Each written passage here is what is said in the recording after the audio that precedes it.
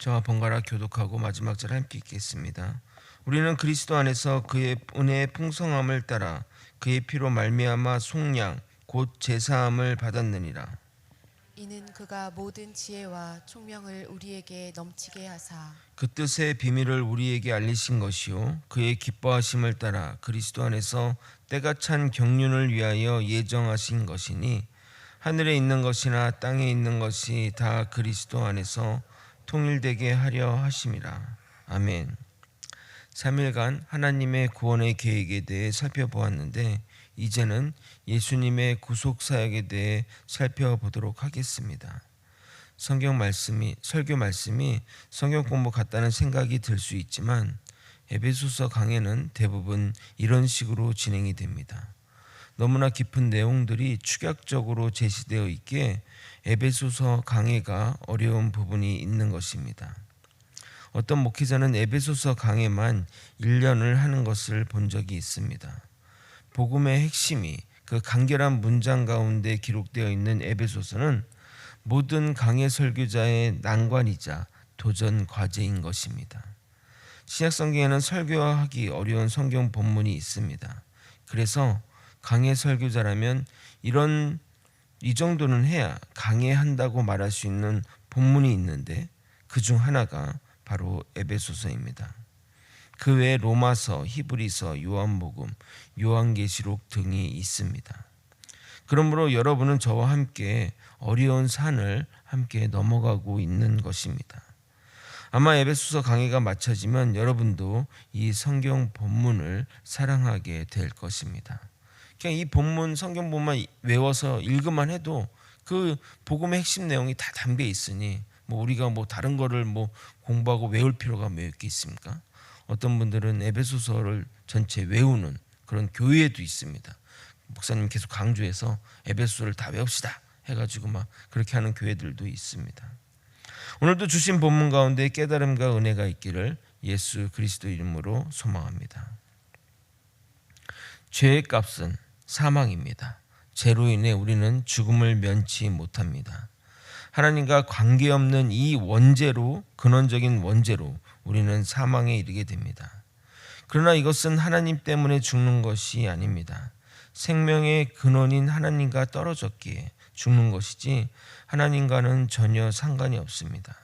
예를 들어 우리에게 있는 핸드폰이 계속해서 기능을 발휘하고 작동하려면 충전을 해야 됩니다. 정기적으로 충전을 하면 핸드폰은 잘 작동합니다. 항상 전기는 핸드폰에게 넘치는 전기를 줍니다. 그러나 우리가 충전을 거부하거나 충전을 하지 않으면 어떻게 됩니까? 시간이 지나면 핸드폰이 꺼지는 것입니다. 그러면 핸드폰 꺼지는 게 충전기의 문제입니까? 충전 나는 필요 없어. 나 혼자 잘 살 수 있어. 하며 살아가는 핸드폰의 문제입니까? 우리는 언제나 주님과 연결되어 있어야 합니다. 그래야 살 수 있는 것입니다. 원죄의 죄값은 죽음이므로 모든 이가 자신의 죄로 인해 죽게 되었습니다. 인류 모두가 의인은 없나니 하나도 없는 죄인이므로 내가 다른 이를 대신하여 그 죄값을 짊어질 수도 없습니다. 사랑하는 자식을 위해서도 아내와 남편을 위해서도 인간은 아무도 남을 대신할 수 없습니다. 이처럼 이 죄값을 치르는 방법은 죄인이 죽음으로 값을 치르거나 그에 상하는 대가를 치러야 합니다. 이 대가를 지불하는 행위가 구속 또는 속량이라고 하는 것입니다. 속량의 헬라어 아폴리트로시는 노예가 자신의 신분에서 벗어나 자유를 얻거나 자신에게 선고된 형을 면하기 위해 속전을 지불하는 행위를 가리킵니다. 결국 인간의 죄를 대신 지려면 죄 없으신 분이어야만 가능합니다. 그러나 그냥 죄 없는 분이 온다면 등가의 원리에 의해 한 명의 생명만 구할 수 있을 것입니다. 그러므로 하나님이신 예수님이 오셔야만 인류의 모든 죄를 감당할 수 있게 되는 겁니다. 하나님이 우리를 위해서 피를 흘려 죽으신 희생은 우리 모두의 죄를 감당하고도 넘치는 겁니다. 그래서 성경 본문은 그리스도 안에서 그의 은혜의 풍성함이라고 말하는 겁니다. 예수님이 이 땅에 오신 것으로 해결되는 것이 아닙니다. 예수님이 이 죄값을, 우리의 죄값을 위해 피를 흘리셔야 합니다. 피 흘림이 없은즉 죄사함이 없기 때문에 그렇습니다. 그래서 예수님이 피를 흘려 죽으심으로 구속 또는 속량이 이루어지게 되었고, 그 결과 우리는 죄사함을 받게 된 것입니다. 지금까지 제가 설명한 이 내용을 한 문장으로 정리할 수 있습니다. 여러분 7절을 다 함께 읽어보도록 하겠습니다. 함께 읽겠습니다. 시작. 우리는 그리스도 안에서 그의 은혜의 풍성함을 따라 그의 피로 말미암아 속량 곧 죄사함을 받았느니라. 아멘. 이 문장으로 끝나는 겁니다. 얼마나 간결하고 완벽하고 모자람 없는 표현입니까? 그러면 이 하나님의 놀라운 계획은 우리가 어떻게 알게 되었으며 어떻게 알 수 있을까요? 우리의 신분과 우리의 운명을 알려주지 않으면 우리가 스스로 그것을 알 수 있을까요? 여러분이 하나님 앞에 죄인임을 스스로 아셨습니까? 하나님의 놀라운 구원의 계획이 있음을 여러분은 어떻게 아셨습니까? 하나님이 알려주지 않으면 우리는 알 수 없습니다. 마치 제가 여러분에게 제 이름 외에는 다른 어떤 것을 알려주지 않으면 여러분이 저에 대해서 아무것도 알 수 없는 것처럼 말입니다. 여러분은 제가 어떤 사람인지 알려드린 것만 알지 제가 말하지 않은 것은 전혀 알 수 없습니다. 물론 추측은 할 수 있죠. 그러나 그것이 맞다는 보장이, 정확하다는 보장이 있을 수 없는 겁니다. 그래서 신학을 하는 자세가 여기에서 나오는 겁니다. 우리가 하나님을 알아가는 것, 그것을 신학이라고 하는데, 신학의 기본 자세는 하나님이 알려주신 것만 우리가 알 수 있다는 것입니다. 반대로 하나님이 알려주지 않은 것은 우리가 전혀 알 수가 없습니다. 그래서 가끔 신학적인 난제들에 대한 것들에 대해 섣불리 답하기보다는 모른다 말하는 것이 무식한 발언이 아니라 가장 정확한 발언이 되는 것입니다. 하나님이 말씀하지 않은 것을 내가 생각해서 답한다? 내가 이럴 거라 생각해 답한다? 그게 무슨 것을 의미하는지 아십니까? 그거는 내가 하나님이라는 것을 말하는 겁니다. 내가 하나님이니까 하나님의 것을 안다고 얘기한 것 아니겠습니까? 그러나 우리는 구원에 대한 지식과 지혜는 그러나 우리에게는 구원에 관련된 지식과 지혜는 하나님이 충분히 주셨습니다. 이 지식만으로 우리가 천국에 가는 데는 전혀 조금도 지장이 없습니다. 우리에게 주어진 이 지식과 지혜를 믿는 것이 우리의 당면 과제인 것입니다. 이것을 믿으면 우리는 구원에 이르게 되고, 믿지 않고 무시하거나 거르면 구원에 이르지 않게 됩니다. 그러므로 하나님은 우리에게 모든 지혜와 총명을 넘치게 주셨습니다. 8절과 9절을 읽겠습니다. 이는 그가 모든 지혜와 총명을 우리에게 넘치게 하사 그 뜻의 비밀을 우리에게 알리신 것이요 그의 기뻐하심을 따라 그리스도 안에서 때가 찬 경륜을 위하여 예정하신 것이니. 하나님이 우리에게 넘치는 그 지혜, 구원에 관련된 그 모든 것을 주심으로써 우리가 그것들을 알게 되었다는 것입니다. 그런데 한글 번역이 조금 이상하게 되어 두 문장, 그러니까 구절이 두 문장으로 되어 있는데, 원래는 그의 기뻐하심을 따라 그 그리스도 안에서 때가 찬 경륜을 위하여 예정하신 것이 구절의 문장의 뒷문장이 먼저 해석하고 한 문장 먼저 해석한 다음에 해야 한 문장으로 되어 있는 것입니다.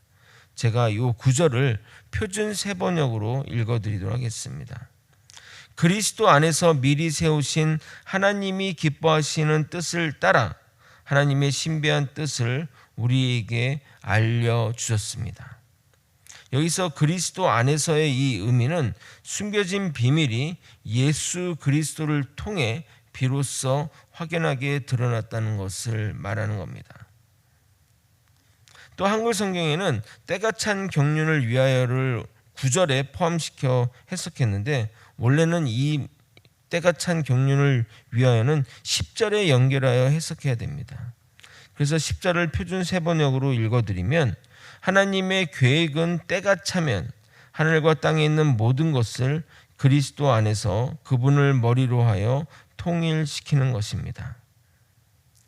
좀 어렵게 되었는데 좀 설명드리면, 하나님이 우리에게 모든 지혜와 총명을 주셨습니다. 구원에 관련된 지식을 넘치게 주셨는데, 그로 인해 하나님의 계획에 따라 때가 찬 경륜을 따라서, 다시 한번, 그리스도 안에서 세운 이 계획들이 하나님의 기뻐하신 뜻을 따라서 그 뜻을 하나님이 우리에게 알려주셨다는 겁니다. 우리가 구원의 계획을 알게 됐다는 것입니다. 그런데 이 계획들이 하나님의 때가 찬 경륜을 따라서 주셨는데, 그것을 통해서 우리 모두가 통일되게 하려는 것이라고 이야기하는 겁니다. 여기서 때는 연대기적으로 흐르는 시간을 말하는 것이 아니라 특정한 때를 가리키는 카이로스의 시간을 말하는데, 바로 그때가 언제냐면 바로 예수님이 성육신하셔서 이 땅에 오신 사건을 말합니다. 우리가 설교를 듣거나 성경을 읽다 보면 경륜이라는 단어를 자주 보게 되는데, 경륜의 의미에 대해 잘 모르는 분들이 많습니다. 표준 세번역에서는 경륜을 계획이라고 해석했는데, 정확하게 그것들이 계획이라고 말하기에는 조금 어려운 단어입니다. 경륜은 헬라어로 오이코노미안이라는 단어를 사용하는데, 집을 가리키는 오이코스와 법을 나타내는 노모스의 합성어로서 집안일을 관리하는 것을 말하는 겁니다. 근데 그 집안을 관리하는 주체가 하나님이시니까 하나님이 관리하는 집이 어디겠어요? 전 우주와 세계를 통치하시는 것 아니겠습니까? 그러니까 하나님의 경륜이라고 하는 것은 하나님의 계획 안에서 이루어지는 섭리와 경영을 얘기하는 겁니다. 우리가 경영하다 그러잖아요. 근데 경륜하다라고 하나님한테는 사용되는 표현인 겁니다. 정리하면 하나님의 비밀을 성도들에게 알리심으로써 만유를 통일하게 하시는데, 이것은 때가 되어 하나님의 계획을 이루게 하기 위해서라는 것입니다. 하나님이 그동안 신비로 남겨있던 구속의 신비를 우리에게 알려주시는 이유는 두 가지 이유 때문입니다. 그중 첫 번째 목적이 만유가 그리스도 안에서 통일되게 하려는 것입니다. 인간의 타락으로 인해 인류는 잘못된 방향으로 나아갔습니다.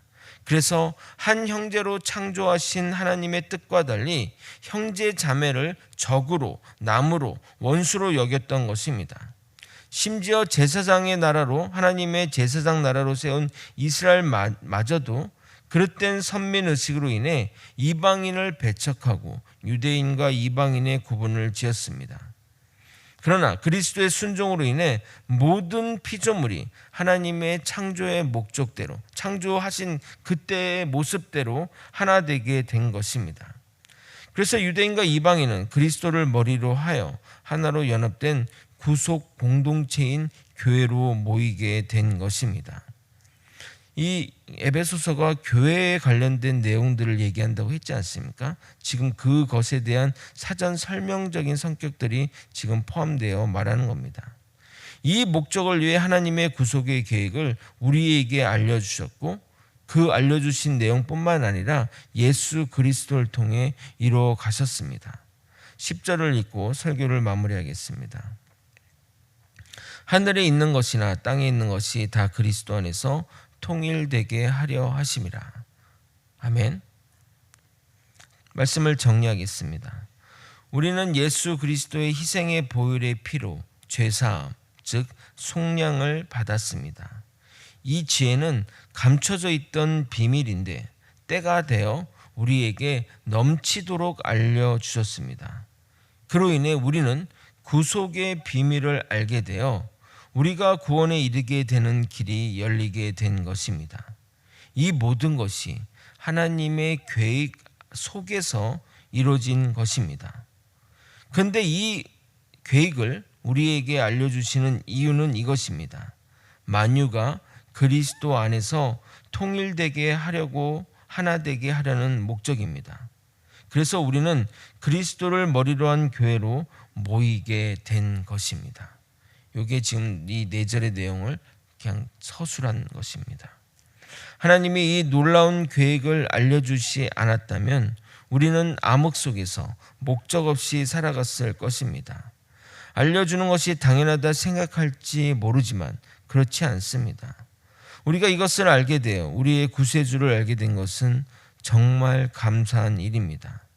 주님의 선하신 뜻이 우리를 향해 있다는 사실을 잊지 않고 주님을 더욱 알기 위해 노력하는 저와 여러분이 되시길 예수님의 이름으로 소망합니다. 아멘. 기도하시겠습니다. 하나님의 계획 속에서 이루어진 모든 것들을 우리에게 알려주시고 그 구원의 계획을 예수 그리스도의 보혈의 피로 이루어가심에 감사드립니다. 우리에게 알려진 이 사실로 인해 우리에게 구원의 길이 열리게 되었고 하나님의 그 놀라운 계획 속에서 만유가 통일되게 하는 것들을 우리는 깨달아 알게 되었습니다.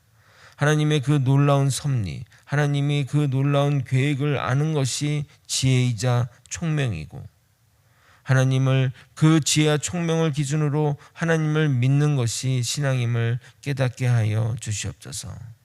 아버지, 하나님의 그 놀라운 사실들을 알아가면 알아갈수록 하나님의 위대한 계획과 하나님의 그 놀라운 섭리를 깨달아하는 우리 거제 소망교회 모든 성도들이 될 수 있도록 이끌어 주시옵소서.